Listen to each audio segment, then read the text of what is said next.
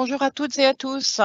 Au nom de l'animation nationale et Interdome d'Hérita et avec mon collègue Franck Angelric, je suis heureuse de vous accueillir pour ce nouveau webinaire d'Hérita. Comme toujours, je rappelle que ce cycle de webinaires s'inscrit dans le cadre du projet Transagridome qui bénéficie d'un financement du ministère de l'Agriculture et de l'Europe. Alors aujourd'hui, on va aborder un sujet d'actualité qui répondit sur la publication qui a été faite en 2021 d'une étude sur les freins et les leviers à l'autosuffisance alimentaire dans les départements et régions d'outre-mer, qui était à l'origine mandatée par le ministère des Outre-mer et l'Agence française pour le développement. Donc, notre webinaire va se dérouler en 2 temps. Dans un premier temps, nous allons avoir 3 présentations qui vont se succéder. Donc, en premier lieu, c'est Jacques Marzin, qui est chercheur au CIRAD et qui travaille sur les services d'appui aux agriculteurs et à l'évolution des modèles agricoles. Et Jacques a coordonné cette vaste étude et nous présentera quelques-uns des leviers qui ont été identifiés pour améliorer l'autosuffisance. On donnera ensuite la parole à Frédéric Ségard, qui est 2e adjoint au maire de la commune de Cilaos à La Réunion et qui interviendra avec Dany Chaumel pour présenter le programme alimentaire territorial qui a été mis en place par sa commune. Et enfin, nous terminerons les présentations avec Tony Mohamed Ali, qui est président de l'Iguaflore, l'interprofession des fruits et légumes et de l'horticulture en Guadeloupe, qui illustrera la vision des filières organisées en Guadeloupe pour répondre à ces enjeux. Alors, pendant les présentations, vous êtes invités à poser vos questions sur le chat qui est modéré. Les questions vont être rassemblées, regroupées, reformulées au besoin et posées par mon collègue Franck Angelric lors de la 2e partie du webinaire. Donc, sans plus attendre, je passe la parole à Jacques Marzin pour la première présentation. Donc, Jacques, si vous pouvez partager votre diaporama, vous avez la parole pour une dizaine de minutes environ. Bonjour à tous, merci beaucoup pour cette présentation. Donc oui, l'idée d'aujourd'hui est de vous présenter quelques résultats de cette étude qui a mobilisé des collègues du CIRAD et de l'INRAD dans chacun des 5 départements et régions d'outre-mer et dont effectivement j'ai assuré la coordination avec Sandrine Frégrin-Grèche et Véronique Anjon. Donc, l'origine de cette étude, c'est d'une part le discours du président de la République en juin 2019 à La Réunion, qui a fixé un objectif d'autosuffisance alimentaire pour les Drom. Le deuxième élément, ce sont les différentes crises sanitaires. Alors, le Covid-19 qui, à certains moments, a amené des inquiétudes sur l'approvisionnement alimentaire quand on est dépendant d'importation, mais aussi les questions de maladies chroniques qui émergent dans certains DOM et souvent de manière plus forte qu'en métropole. Et enfin, le plan 5.0 dont la dimension qui nous intéresse particulièrement dans les DOM, c'est l'idée de faire un développement avec 0 polluant, 0 contaminant. Donc, la présentation, 4 premières diapositives sur le cadrage de manière très rapide et succincte. Là, je vous présente la situation import-export sur tous les produits alimentaires. Alors, il faut bien voir que certains sont tropicaux, d'autres pas. Donc là, c'est vraiment une approche douanière entrée-sortie.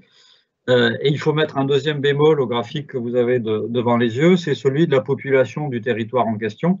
Alors effectivement, la Réunion a une grosse différence importation-exportation, mais il y a aussi 800 000 personnes à la Réunion, donc il faut relativiser. Le deuxième point, c'est les perspectives de l'autosuffisance alimentaire, donc c'est se projeter un petit peu dans le futur, et très clairement, l'évolution démographique est importante. Donc, pour vous donner un ordre d'idée, sur l'ensemble du territoire français, on est à peu près avec 4000 mètres carrés disponibles pour nourrir un habitant. Et vous voyez que dans les DOM, on a des surfaces agricoles disponibles par habitant très variables. Actuellement, ça va de 700 mètres carrés à 2600 mètres carrés. Mais autant les Antilles vont rester stables, voire diminuer en population, autant Guyane et Mayotte vont augmenter. Et donc, on va avoir une pression plus forte. Et donc, une situation dans la question de l'autosuffisance alimentaire qui est un peu problématique. Donc, autre résultat de cadrage pour vous donner des ordres d'idées, c'est qu'on a essayé, avec les chiffres des douanes, de regarder les importations de produits tropicaux qui existent actuellement, et en se basant sur les fiches techniques, notamment de vos différents instituts, de regarder avec la production moyenne, combien d'hectares seraient nécessaires pour avoir une substitution locale aux importations. Donc, je ne rentre pas dans le détail du tableau, il vous sera accessible, vous pourrez l'exploiter. Mais globalement, on s'aperçoit que par rapport à la SAU de chacun des territoires, ce n'est pas forcément énorme, mais que sur certains produits, il y a vraiment des marges de progrès importantes et qui peuvent être compliquées, notamment quand on a des problèmes de maladies spécifiques, je pense aux agrumes. Dernier point qui nous semble important dans ce cadrage, c'est l'importance de la diète, de ce qu'on mange, de ce que le consommateur mange. Et là, donc, c'est une étude qui a été faite par Solagro, Pointreau et Hall en 2019, et qui montre les nécessités de surface cultivée selon qu'on a un régime complètement végétarien, c'est celui du haut, ou un régime avec pas mal de viande, c'est celui du bas. Et donc, la question de l'autosuffisance, ce n'est pas simplement une question de produire plus pour satisfaire la consommation, c'est aussi de consommer différemment. Et c'est donc consommateurs et producteurs qui doivent travailler ensemble sur ce schéma-là. Donc, très rapidement, notre étude, après une analyse de chacun des territoires, et je vous ai mis le lien, donc vous pourrez aller la télécharger si vous voulez.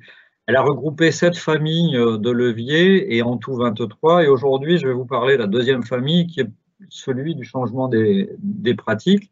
Mais l'autosuffisance alimentaire, en tout cas sa perspective, implique d'avoir une approche vraiment très holistique, et il faut préserver le foncier, il faut qu'on ait des agriculteurs et donc que l'agriculture soit attractive. Il faut toucher la question de l'alimentation, je vous en ai dit 2 mots. Il faut absolument transformer les produits locaux et pas simplement transformer des produits importés. Il faut réfléchir à ce que les aides directes permettent d'accompagner ce mouvement. Et enfin, il faut une meilleure coordination des politiques publiques. Donc, sur l'aspect changement des pratiques, ce qui nous semble intéressant et les 3 leviers qu'on a repérés là-dedans, le premier, c'est de poser le constat, mais déjà largement partagé, de la diversité des structures de production, plus ou moins professionnelles, plus ou moins grandes, plus ou moins spécialisées. Mais donc, globalement, il y a des efforts à faire pour mieux connaître les différentes structures de production et les accompagner de manière spécifique. Le deuxième point, c'est que les représentations de données sont souvent très marquées par l'orientation technico-économique des exploitations. Globalement, dans les stats, on regarde la culture la plus importante d'une exploitation et on considère que cette exploitation ne fait que ça. Dans la réalité, c'est souvent bien plus complexe, et c'est donc intéressant de développer des approches qui permettent de reconnaître cette multifonctionnalité des exploitations. Et dernier point, les DROM sont des territoires dans lesquels on a beaucoup de pluriactifs, et donc ça a un rôle sur la capacité d'investissement, sur la disponibilité. Et donc l'analyse de ces exploitations gagne à intégrer le concept de système d'activité qui permet justement de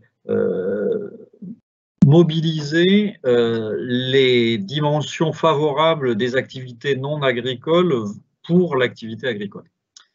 Donc, le deuxième levier qui nous semble important là-dedans, c'est la question du développement de l'agrobiodiversité et des pratiques écologiques. Vous vous rappelez mon introduction sur le plan 5.0. Et donc là, très clairement, les exigences par rapport à ce défi collectif que nous avons, c'est celui de la diversification au sein de chaque exploitation via des cultures associées, des rotations longues, de l'agroforesterie. Et donc, du coup, des modes d'accompagnement qui doivent prendre en compte cette diversification-là sur les calculs de rendement, de revenus, etc. C'est plus complexe, mais c'est nécessaire pour être plus indépendant en termes notamment de produits phytosanitaires. Le deuxième point, c'est le développement de pratiques agroécologiques dans les cultures vivrières. Vous êtes des territoires dans lesquels il y a une longue et riche histoire sur les jardins créoles, forestiers ou mahorais, selon les territoires.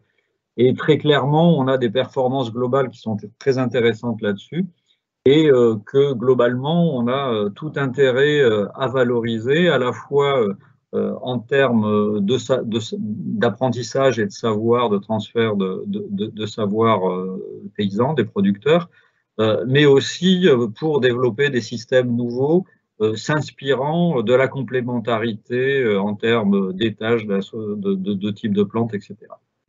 Et le dernier point sur ce développement de l'agrobiodiversité, c'est l'intégration des opportunités de commercialisation dans la conception des processus de production, de manière à ce que quand on a quelque chose de plus diversifié, on a plus de produits à vendre qui ne s'adressent pas forcément aux mêmes personnes, c'est plus compliqué.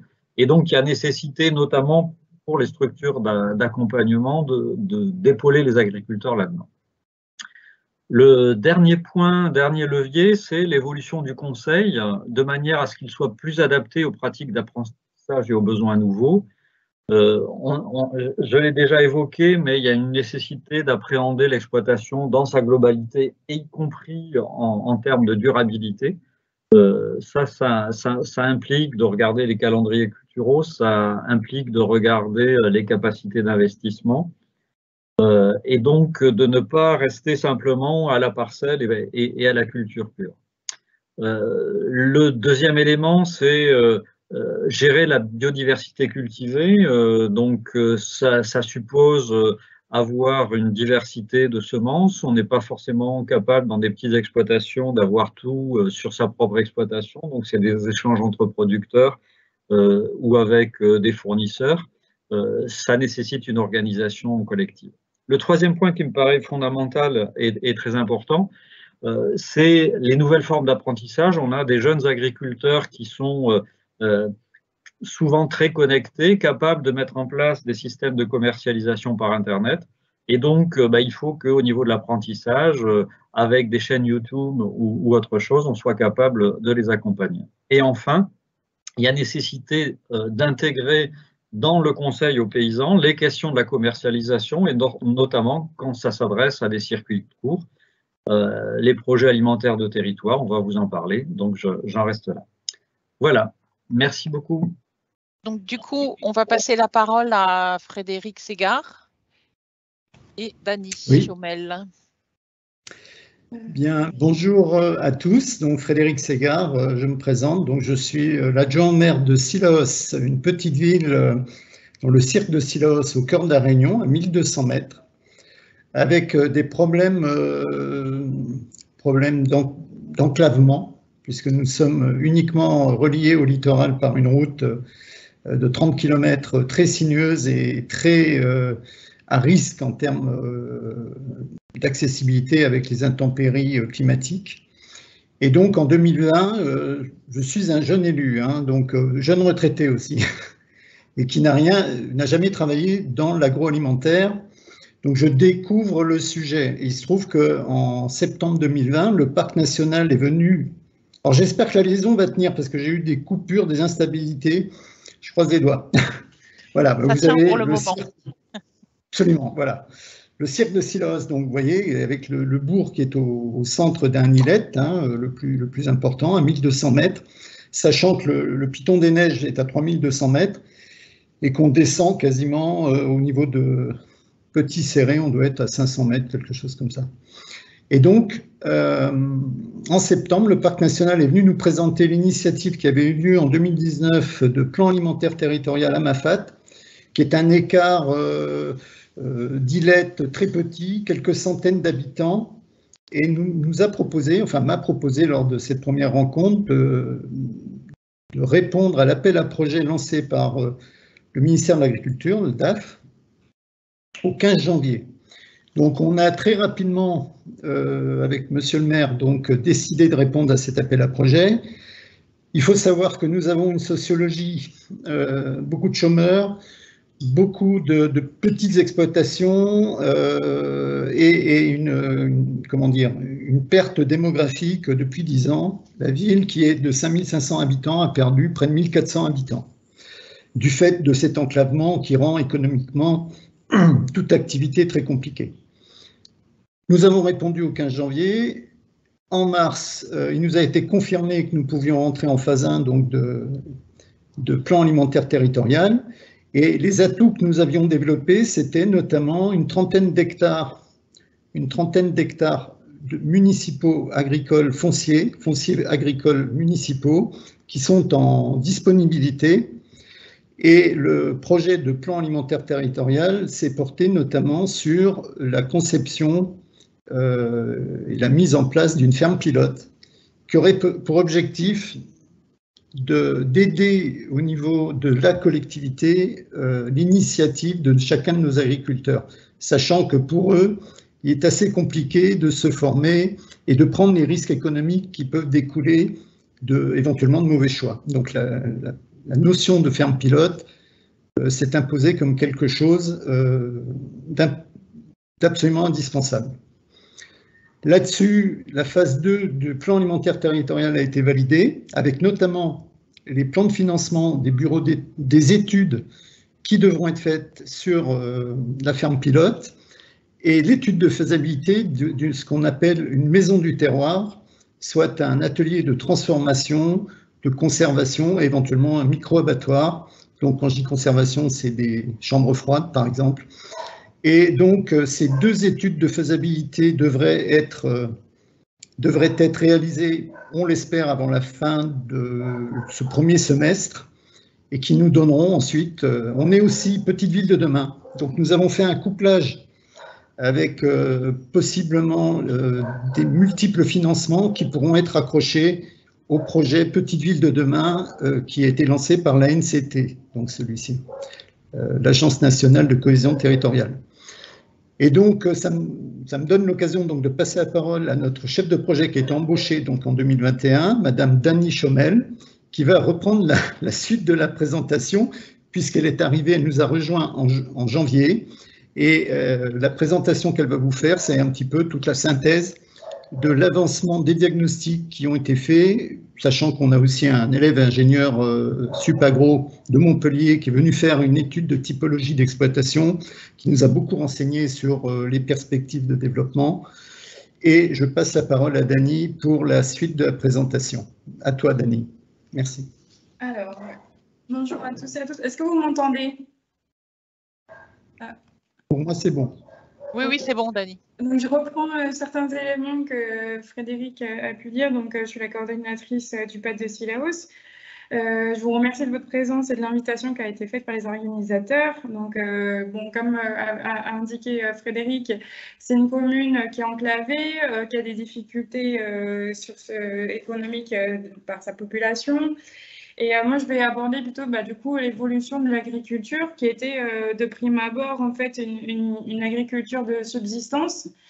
Donc, c'était de la production de café et de canne à sucre dans la période coloniale. Et puis Cilaos, comme c'est un cirque enclavé, a fait de grands travaux pour la communication et le transport.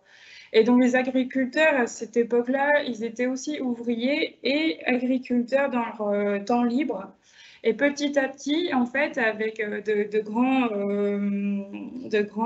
schémas de développement, et notamment en 1978, la mise en place du PAH, donc le plan d'aménagement des hauts, qui avait pour objectif l'équilibre en fait entre le littoral développé et urbain plutôt, et les hauts, donc le haut de la Réunion, qui sont une zone, des zones rurales. Et donc, durant cette période-là, dans les années 80, il a été créé aussi le marché de gros de Saint-Pierre, et par la même occasion, des subventions sur des légumes pour aider les agriculteurs. Donc, en fait, ça a spécialisé certaines productions. Et on arrive actuellement à une production maraîchère intensive qui sont spécifiques à certains types de produits subventionnés. Donc, ça veut dire aussi l'utilisation d'intrants et une perte de diversité de production alimentaire. Il faut rajouter aussi que la population agricole est vieillissante parce qu'il y a plus de la moitié de la population des agriculteurs, elle a plus de 50 ans. Donc là, c'est des enjeux à la fois de désenclavement du cirque, mais aussi un enjeu économique de valoriser le monde agricole. Et donc, Sillaos devient un terrain de réflexion et d'expérimentation sur l'autonomie alimentaire, vu sa situation. Et donc, elle va travailler au travers d'un PAT. Hop, si ça marche. Non, voilà, le PAT de Sillaos, qui se développe en fait sur 6 axes et touche de façon, comme vous l'avez dit, de façon aussi holistique plusieurs aspects du développement territorial. Donc, vous avez l'aspect environnemental qui est intégré généralement dans toutes les actions, de l'économie par l'accompagnement à l'installation des producteurs, à leur formation, à la création d'outils collectifs de production et de transformation et la valorisation locale des productions. Il y a aussi une partie population, sensibilisation à l'alimentation durable et à la lutte contre la précarité. Sur cette présentation-là, dans le cadre du webinaire, on va s'attacher à voir un peu plus près, en fait, deux actions de l'accompagnement des producteurs. Voilà. Alors, il y a une action qui est de renforcer les compétences en agroécologie. Donc, a été décidée une pratique agricole respectueuse de l'environnement et de l'homme.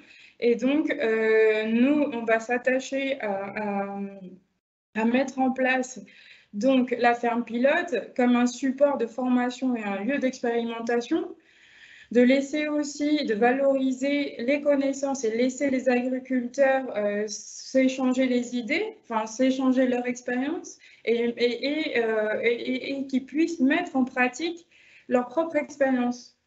Et donc, on va mettre justement pour faire comment dire, le lien avec tout ça, ça va être par un plan de formation en agroécologie qui va durer tout le long du PAT. Et donc, on va s'attacher à qu'ils comprennent également, alors peut-être que par leur expérience, le système, l'écologie des systèmes, les écosystèmes. On va pousser aussi à une certaine diversification à la fois à l'échelle de la parcelle, mais aussi à l'échelle de l'exploitation, comme vous l'avez mentionné dès le début. Et pour cela, on cherche des prestataires pour cette formation. Et sur la Réunion, je vois qu'il y a peu de disponibilité en fait d'offres. Et cette offre, elle existe, mais elle est restreinte. Et la qualité aussi peut être une problématique. Sur l'action 1.5, donc on parlait des productions de Sillaos, une qui est marquante et une qui est identitaire, c'est la production de lentilles qui a été débutée dans les années 50. Donc ça devient une production identitaire, donc du terroir. Et donc cette production identitaire, elle est jouée d'une bonne réputation parce qu'elle a une certaine qualité et elle est rémunératrice du côté des producteurs. Malgré cela, il y a avec cette transformation du modèle agronomique, l'utilisation des produits chimiques et des pratiques de fraude affaiblissent la qualité et déséquilibrent le marché et notamment aussi l'économie des producteurs. Donc, la collectivité, elle souhaite initier une réflexion avec le groupement des producteurs de lentilles, de réfléchir sur un signe de qualité et tendre vers une IGP. Donc, il y aura sûrement à mettre en place en fait un cahier des charges qui pourra être mené de façon collective. Et dans ce cahier des charges, il sera proposé aussi d'inclure des pratiques respectueuses de l'environnement. Ces modifications de pratiques alors agricoles, mais aussi sur des projets, enfin sur un signe de qualité collectif, une mise en collectif de certains outils comme un cahier des charges, ça met comme en réflexion le système de production et les innovations techniques qui pourraient être en fait un blocage pour le développement pour pousser au changement. Pour conclure rapidement sur cet exposé, donc en fait, on a inclus dans notre patte une action qui est l'accompagnement à l'action collective, parce qu'on sera amené à lever des freins souvent de relations entre acteurs et entre personnes. Et donc, on est aussi soutenu sur ce volet-là d'action collective, à la fois en notre sein, donc dans la collectivité, mais aussi avec les bénéficiaires du PAT. Donc voilà, pour conclure cette présentation, c'est vraiment un projet qui est de très ambition et de très grande envergure, avec aussi une réflexion sur le collectif. Voilà. Merci de votre écoute. Merci beaucoup, Dani. Du coup, on va passer la parole à Tony Mohamed Ali. Bonjour tout le monde. Donc, tout d'abord, une petite présentation. On fera une petite présentation d'Iguaflore. C'est quoi? Donc, l'Iguaflore, c'est l'association interprofessionnelle guadeloupéenne de fruits et légumes et de l'horticulture, qui regroupe les 4 familles qui sont les approvisionneurs, les producteurs, les agrotransformateurs et les distributeurs. C'est une association qui a été créée en 2009 suite à la création en 2008 de l'IGP Melon de Guadeloupe. Donc c'était dans cette mouvance qu'on a continué pour arriver à l'association interprofessionnelle. Cette association est là pour que les acteurs puissent échanger, notamment la distribution, la transformation et les producteurs. L'idée, c'est de fournir un maximum de produits locaux, des produits d'habitude importés.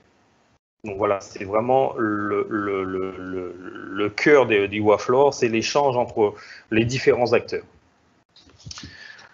Donc, un petit point sur le contexte de la production en Guadeloupe. Donc, il faut savoir que la Guadeloupe, au sein de la Guadeloupe, il y a 4 organisations de producteurs des OP au niveau de la diversification végétale, donc hors canne, hors banane, qui regroupe environ 140 producteurs pour en gros 13 000 tonnes de commercialisées en 2019. Je dis bien commercialisées, bon, ça ne représente pas la production, puisqu'il faut compter environ 20 à 25% de plus sur la production. Donc il y a plus d'une centaine de produits référenciés. Et parmi ces 3 groupements, 3 organisations de producteurs, il y en a une qui est surtout sur le melon export.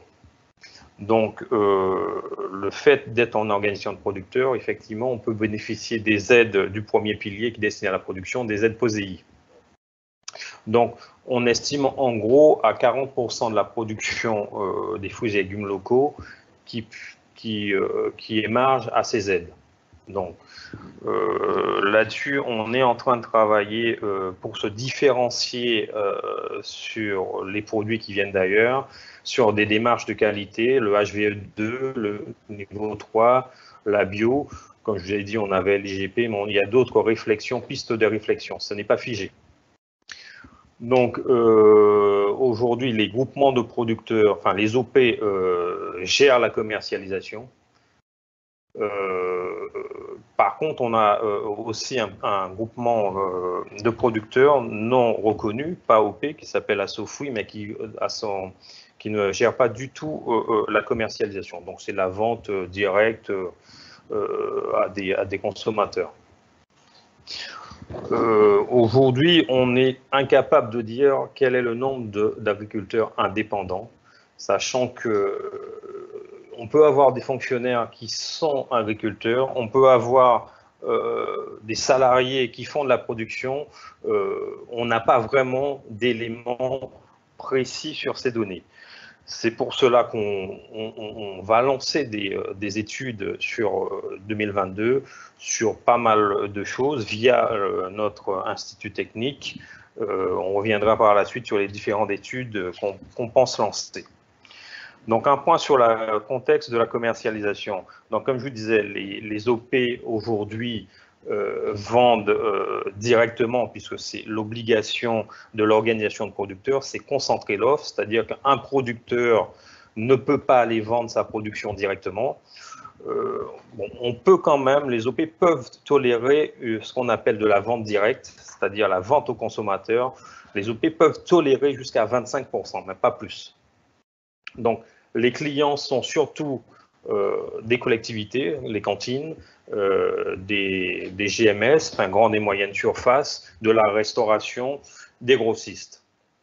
Donc, il est difficile quand même de toucher tout le circuit de distribution, puisque depuis quelques années, on a vu l'atomisation de la commercialisation. C'est-à-dire, avant, il y avait quelques gros faiseurs, il y en avait une dizaine des hypermarchés. Mais aujourd'hui, on s'aperçoit qu'il y a bon nombre de supérettes qui se montent. Et il y a un autre phénomène qui avait commencé à voir le jour en 2009 suite à la crise sociale, ce qu'on appelle des primeurs. Mais avec la Covid, ça s'est accentué. On avait fait une étude en 2018 pour recenser le nombre de points de vente de fruits et légumes fixes, non mobiles, sur le département. Il y en avait plus de 330. Depuis la Covid, on estime qu'il y a environ 20-25% de plus qui se sont montés. Bon, pourquoi? Parce qu'aujourd'hui, la tendance, c'est que les gens pensent qu'aller chez le primeur, c'est aller chez le producteur. Et il faut savoir, par exemple, chez nous, que le secteur organisé vend très peu à ses primeurs. Quand je vous dis très peu, on est à moins de 5%. Donc, la totalité de la production du secteur organisé, des OP, sont essentiellement véhiculées, comme je vous disais, dans les collectivités GMS et restauration. On a un élément aussi fort important qui joue peut-être dans ce sens, c'est l'événement chlordécone. Effectivement, on parle de plus en plus que les produits, notamment les tubercules de la Guadeloupe, sont contaminés à la chlordécone. Donc, il y a une méfiance des consommateurs sur les produits. C'est pour ça qu'ils se tournent effectivement vers le primeur, pensant effectivement que le primeur, c'est sa production. Donc, ils préfèrent effectivement aller chez le primeur ou directement sur l'exploitation. Donc, comme je vous disais, le plus souvent, ces volumes, ce ne sont pas des volumes du secteur organisé des OP. Donc, c'est plus ou moins, il y a une concurrence plus ou moins déloyale, puisque le fait d'être dans une organisation de producteurs, il y a des règles à respecter, une comptabilité, enfin, une traçabilité, ainsi de suite. Donc, voilà sur le volet local. Par contre, on a aussi sur la commercialisation un souci majeur, c'est l'importation, surtout l'importation qui vient de nos voisins de la Caraïbe, où les coûts de production sont vraiment très bas par rapport à ce que nous avons chez nous, puisque surtout en ce moment, avec l'explosion des coûts de production, on a les engrais, les prix sont multipliés par 2, par 3, les intrants, quand on en trouve, c'est hors de prix. Mais par contre, on a un constat qui se fait, c'est que le coût de production explose, mais les prix de vente sur la production locale stagnent, restent quasiment inchangés. Donc, tout ça par rapport aussi, surtout à la pression de l'importation, puisque, par exemple, on a de la tomate en quantité ici, mais on a quand même des grossistes qui font venir de la tomate de la Caraïbe. Donc, pour pouvoir vraiment écouler cette production, on ne doit pas être trop éloigné du prix des produits d'importation. Donc là-dessus, on travaille sérieusement. C'est pour ça qu'on parlait de différenciation de produits, c'est-à-dire que travailler sur des labels de qualité tels que le HVE, ainsi de suite. Donc, je parlerai surtout de souveraineté alimentaire et non d'autonomie, puisque pour notre part, arriver à l'autonomie, bon, c'est un rêve, puisque on a pas mal de freins. Et c'est vrai que la souveraineté alimentaire, c'est l'objectif, mais les PAT restent quand même un des moyens. Donc, au niveau de la production, ce que je vous disais, on est en train de voir avec l'Institut technique tropical, IT2, comment nous dessiner un nouvel itinéraire technique sur notre production, puisque depuis la suppression de nombreuses molécules, la disparition de variétés, aujourd'hui la production est de plus en plus compliquée. On se dit certainement on a loupé quelque chose. Donc, on a dévié de la route qu'il fallait. Donc, on repart au niveau de l'Interpro, on repart au début. On a sollicité l'Institut technique pour nous tracer de nouvelles itinéraires techniques, de nous trouver de nouvelles variétés et aussi la diversité pour pouvoir répondre à cette souveraineté alimentaire. Donc, l'une des missions aussi de l'Interpro et surtout des OP, des organisations de producteurs, c'est mieux planifier la production. Il faut savoir que l'une des missions des organisations de producteurs reste quand même le revenu du producteur. On pense qu'un producteur qui aura un revenu décent tous les mois pourra produire en quantité, en qualité, en régularité toute l'année, si on lui fournit les éléments. Si on fournit la technicité, ainsi de suite. On sait qu'effectivement que, par exemple, chez nos voisins de la Réunion, ils ont développé pas mal de choses qui sont intéressantes. C'est peut-être des choses à voir et puis à dupliquer localement. Donc, une autre voie aussi, c'est la transformation. C'est intégrer davantage de production pour la transformation, parce qu'on a souvent tendance à croire que la transformation reste la soupape de sécurité de la production. C'est faux. Aujourd'hui, il faut comprendre que l'agrotransformation a besoin d'une production dédiée. Une production dédiée. On a des exemples localement sur de la salade, il n'y a pas de rupture, il y a des marchés, mais il y a des producteurs qui ont été formatés à produire de la salade en quantité sur toute l'année, bien qu'effectivement, certaines périodes de l'année, on a des problèmes de production. Donc, il y a un élément qui rentre surtout dans le coût de production et dans le revenu du producteur transformateur, comme je vous disais, c'est l'aide POSEI, l'aide du premier pilier. Peu de transformateurs en bénéficient. Donc, l'idée aussi, c'est d'amener tous ces transformateurs, et comme je disais, producteurs aussi, à pouvoir émarger à ces aides, parce que ces aides font intégralement partie du revenu. Donc là-dessus, c'est comme je vous disais, c'est vraiment adapter la production aux différents marchés, transformation ou marchés de légumes frais. Donc les projets que nous avons au sein d'Iwaflor pour une meilleure souveraineté alimentaire, on est en train de créer une marque collective pour les fruits et légumes locaux. C'est suite au plan chlordécone. Donc, on s'est aperçu effectivement, donc au niveau de l'administration, effectivement, que l'un des sujets, c'était la chlordécone. Bon nombre de consommateurs refusaient d'acheter des tubercules de la Guadeloupe parce qu'on disait que toutes les terres de la Guadeloupe étaient polluées, pour aller acheter, par exemple, de l'igname qui vient de Costa Rica, où on sait que Costa Rica, c'est pire que la Guadeloupe. Donc, il a fallu rassurer notre clientèle. Donc, c'est pour cela qu'il y a des ateliers, pas mal d'ateliers qui sont tenus pour justement créer un label, entre guillemets, sans chlordécone, mais je dirais encore plus loin, mais enfin, sans pesticides et autres. Donc, cette marque va nous permettre de faire la différence entre la production locale et la production importée. Et il est entendu que on sait que la production locale est un peu plus chère, on ne pourra pas atteindre toute la population. Il y a un bon nombre de consommateurs qui ne peuvent pas acheter la production locale. Donc, ils se rabattent sur la production d'importation. Pour exemple, dernièrement, enfin la semaine dernière, on a vu un hypermarché qui faisait une promo sur de l'ananas origine Costa Rica. L'ananas faisait à peu près 2 kilos. La pièce était vendue à 1,50 €. Alors qu'on sait que l'ananas local est autour de 2 €, 2,50 € du kilo. Donc, il est évident effectivement que certaines personnes, quand ils ont le choix, ils iront plutôt sur la quantité que la qualité, et vice-versa.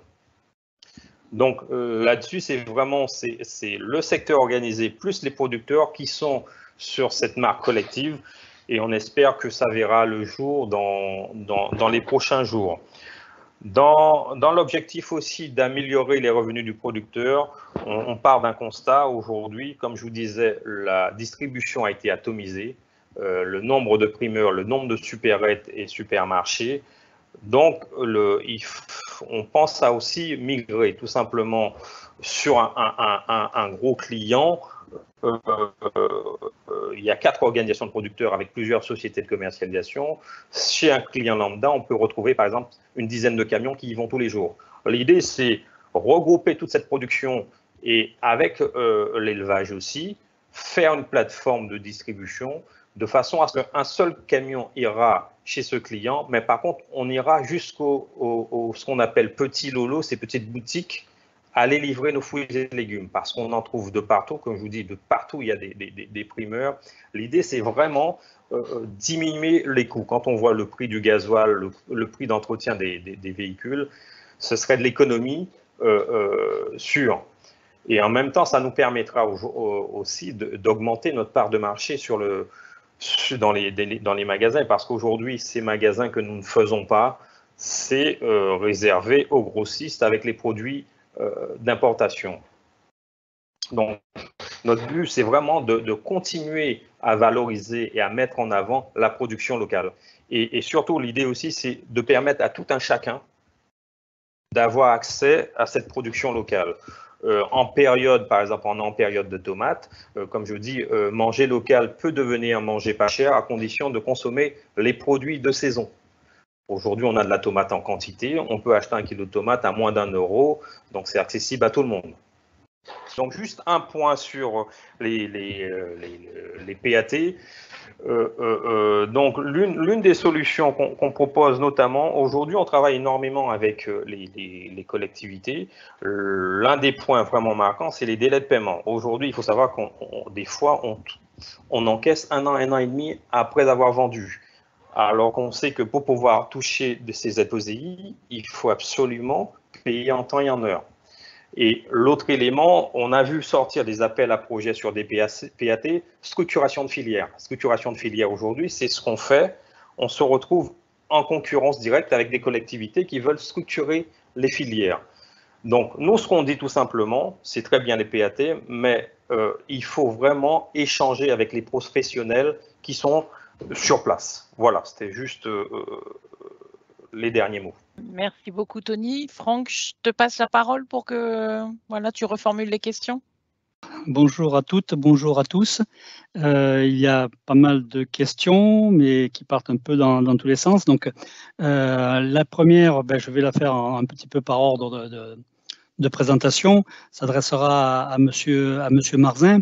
Vous avez fait des estimations de surface nécessaires pour couvrir les importations alimentaires. Bon, a priori, un calcul théorique. Et ces surfaces qui sont identifiées sont largement inférieures aux surfaces agricoles utilisées. Hein. C'est sans aucune mesure, aucune commune mesure avec les besoins. Avez-vous une idée des pourcentages de couverture des besoins par les productions locales? Ensuite, deuxième question, comme ça vous répondrez d'un coup. Vous avez choisi de présenter les 3 leviers du changement de pratique. Et quels sont, à votre avis, si on pouvait faire une hiérarchie, les autres familles prioritaires, notamment sur l'attraction de l'agriculture? D'accord, je vais commencer par la deuxième parce que c'est plus simple. Merci beaucoup pour la question. Donc, sur les autres familles importantes, je pense qu'il ne faut surtout pas avoir de réponse générique parce que chaque DOM a des conditions particulières et que c'est donc nécessairement les acteurs en place qui sont plus à même que nous, les chercheurs, pour dire par quoi il faut commencer. et en sachant que, en plus, s'il y a des choses prioritaires mais qui sont plus difficiles à mettre, qui nécessitent des consensus politiques, techniques, etc., et qui donc mettent plus de temps à démarrer, et donc là, il faut faire, il faut mobiliser les forces internes à chaque DOM. Alors, le sous-entendu sur l'attractivité, c'est extrêmement important, hein. On n'attirera pas des jeunes dans l'agriculture s'ils n'ont pas des conditions de travail et de rémunération souhaitables. Mais là aussi, il n'y a pas, en fonction des dotations en facteurs de production de chacune des exploitations, ce n'est pas forcément les mêmes solutions qu'il faut privilégier, quoi. Voilà. Et je retombe sur mes pattes en disant le boulot de conseiller, c'est extrêmement important. Voilà. Sur la première question, donc pour l'instant, on ne sait pas le faire. Le rapport de pourcentage entre les calculs que nous avons faits, qui sont basés sur les chiffres des douanes, et les productions locales sur lesquelles les bases de données ne correspondent pas forcément aux mêmes catégories de produits. Mais on essaie d'y travailler, donc si on avance là-dedans, on partagera, mais aujourd'hui, je ne sais pas vous répondre. Merci pour ces éléments. D'autres questions? On va commencer par donc, le PAT de Sillaos. Vous avez présenté 6 axes stratégiques ambitieux, très ambitieux. Les questions qui se posent, c'est sur quelle durée s'inscrivent ces axes stratégiques. Ensuite, quelles sont les possibilités d'augmenter la production et les producteurs en lien à la stabilité des marchés? Bon, déjà, une première question, il y en aura d'autres. En fait, c'est vrai que c'est une réflexion générale qui a été lancée, qui se décline donc sur les 6 axes qui sont présentés, mais avec des temporalités évidemment multiples. Et le PAT en tant que tel est une amorce qu'on a saisie évidemment opportunément, mais comme je l'ai indiqué, on a bien l'intention, à travers tous les dispositifs qui pourront être rapportés dans le temps, à 2 ans, 3 ans, 4 ans et au-delà. Typiquement, Petite Ville et demain, c'est des perspectives d'accompagnement sur 6 ans. On a, et Dany Chomel, ça va véritablement être un de ses objectifs, et c'est d'ailleurs pour ça qu'elle a été retenue dans cet emploi, c'est qu'elle a un savoir-faire de gestion de projet et d'interactivité avec les différentes institutions, que ce soit départementales, régionales, nationales et éventuellement européennes pour certains dispositifs. Donc d'ailleurs, c'est Dany qui va vous donner un petit peu les priorités. Bon, je crois qu'on en a déjà un peu parlé, mais elle pourra vous dire la temporalité, je dirais, court terme et moyen terme, et puis le long terme. Mais c'est évident qu'on s'inscrit. Et d'ailleurs, on est partenaire de Mouans-en-Sartoux, que d'aucuns pourront connaître, avec M. Gilles Perrol notamment, qui...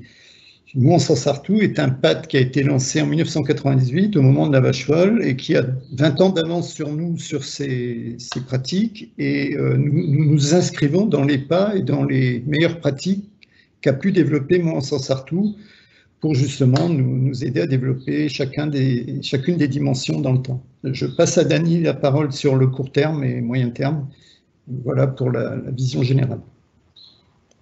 Alors, oui, alors ce qui est prévu, c'est effectivement avec le cahier des charges, en fait, de la ferme pilote et de l'unité de transformation. On se questionne sur l'unité de transformation, à savoir si ça va être la première étude va être sur le végétal ou sur l'animal, parce que les normes elles sont beaucoup plus restreintes en fait sur l'animal. Donc il y a ça. Et donc ces cahiers des charges, donc pour une première pierre début du trimestre 2023. On va essayer de caler tout ça. Donc on a aussi un autre chargé de mission. Bon, excusez-moi, je ne vais pas vous demander quand même de tout décrire les activités que vous allez faire. Ça devient je ne doute pas que vous avez un planning chargé, mais concrètement, donc du coup, je vais passer à des petites questions plus précises. Quelles sont les mesures concrètes que vous avez pu mettre en place sur l'agrotransformation et quelles sont les politiques que vous pouvez mener, politiques de soutien dans le cadre de ce PAT? Et puis, troisième question, quels sont les acteurs de conseil que vous avez pour améliorer la production? Parce que comme beaucoup d'autres endroits, vous privilégiez déjà la qualité de la production, qualité et quantité de la production. Alors, comment dire, le choix des conseils, ce qu'on a, donc du coup, on a le CIRED qui nous appuie, on a aussi le PNR, donc Philippe Lucas qui est aussi un intervenant sur l'agroécologie. On est très bien entouré pour toute cette partie et la Chambre d'agriculture qui nous suit aussi sur la professionnalisation et l'aide aux demandes de subventions. Et donc voilà. Alors la question. Alors deuxième question, vous pouvez me rappeler s'il vous plaît? Alors il y avait quelles sont les mesures concrètes que vous avez évoquées, parce que vous aviez évoqué deux pistes, hein, c'était donc l'amélioration de la production, l'accompagnement des producteurs et aussi sur l'agrotransformation. Quelles sont les mesures concrètes, si vous pouvez donner les mesures concrètes, en fait, c'est la création même de la ferme pilote qui va être le support en fait des formations et de l'expérimentation et aussi l'approvisionnement des cantines scolaires. Comme là, on est en début de projet, donc on se met en place pour dérouler le tapis pour la suite. Donc là, on prépare un plan d'action sur la formation des agriculteurs en agroécologie et ça va sortir également. Donc là, si vous voulez, c'est mobiliser les agriculteurs qui sont aussi affiliés, mais ceux qui ne sont pas affiliés non plus. En tout cas, on les considère comme aussi un public et des bénéficiaires, et de créer cette dynamique au sein de ce groupe d'acteurs qui sont les agriculteurs, les producteurs. Donc là, on est en phase de prendre la température, de savoir qu'est-ce qu'ils veulent, quels sont leurs besoins pour qu'on adapte la formation à leur pratique. D'accord, merci. Le temps file à une allure assez rapide. Je vais donc passer des questions sur Eguafor, mais je voudrais quand même dire à tous nos participants que les questions seront regroupées et ensuite seront transmises aux présentateurs afin d'apporter des réponses par écrit sur le site Coatis. Donc, des questions à l'intention d'Eguafor. Petite question très rapide sur pourquoi les OP ne livrent-elles pas directement aux primeurs?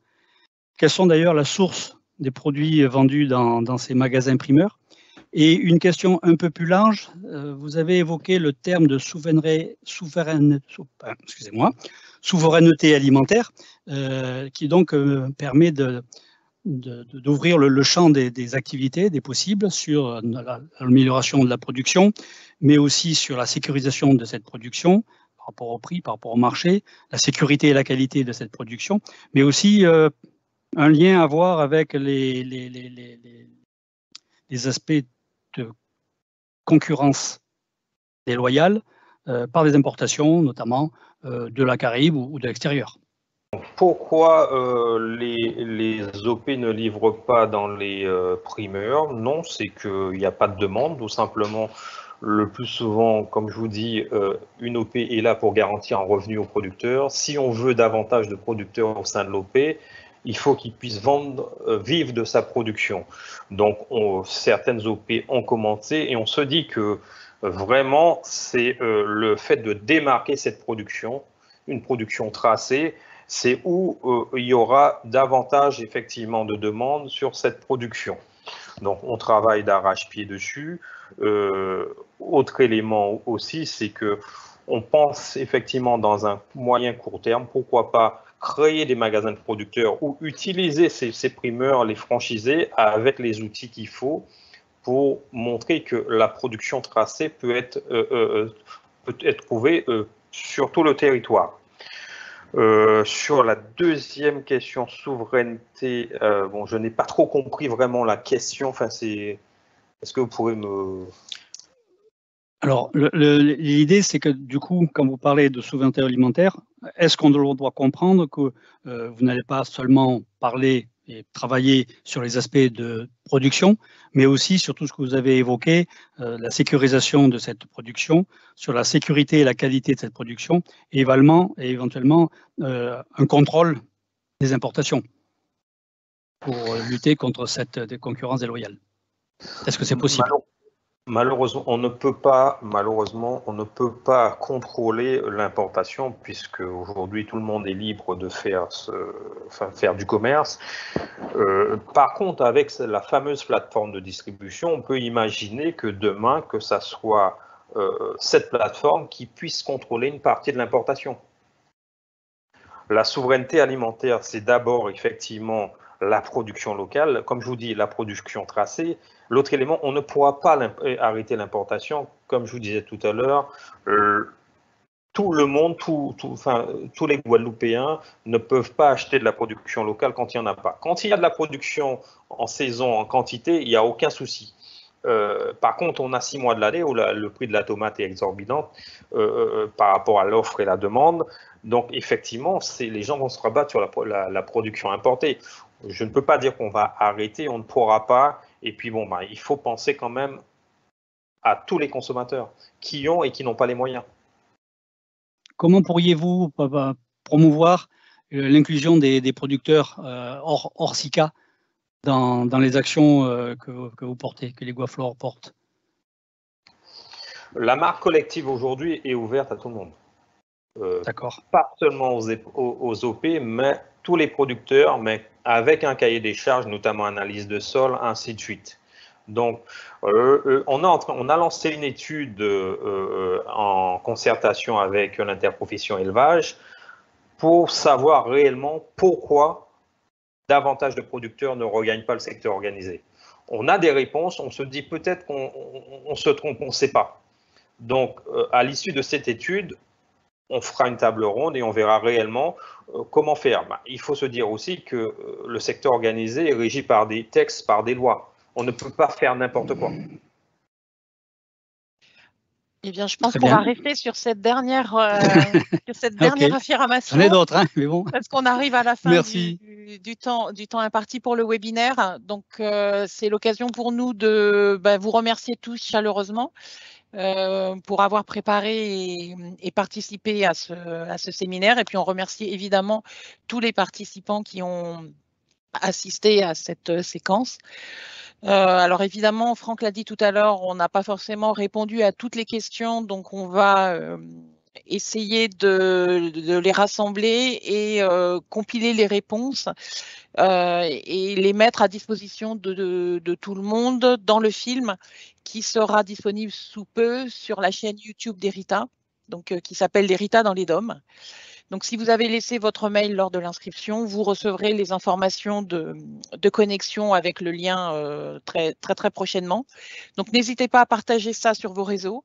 Et on vous invite aussi à suivre notre actualité sur le site coatis.rita-dom.fr. Donc, encore une fois, merci à tous et à toutes et à très bientôt.